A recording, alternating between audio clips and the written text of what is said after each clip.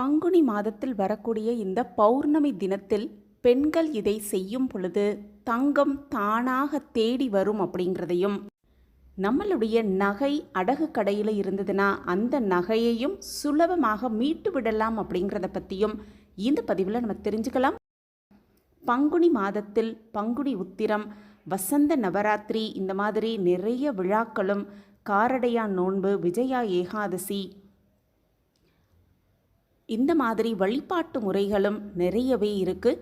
இந்த மாதத்தில் தெய்வங்களோட திருமணங்களோடு மட்டுமல்லாமல் மனிதர்களோட திருமணமும் நடைபெறுவது அப்படிங்கிறது இந்த மாதத்தை திருமண மாதம் அப்படின்ற சிறப்பை கூட இந்த மாதத்துக்கு இருக்குது. இந்த மாதத்தில் தான் தாவரங்கள்னு பார்த்தோன்னா உதிர்ந்த இலைகள் தளிர்க்க ஆரம்பிப்பதால் இந்த மாதம் வசந்த காலத்தின் தொடக்க மாதமாகவே இருக்குது. இந்த மாதத்தில் வரக்கூடிய பௌர்ணமி தினக்கு அவ்வளோ ஒரு சிறப்பு வாய்ந்த ஒரு விஷயம். அதிலும் குல தெய்வ வழிபாடு பங்குனி மாத பௌர்ணமி தினத்தில் செய்வது மிக மிக விசேஷம்.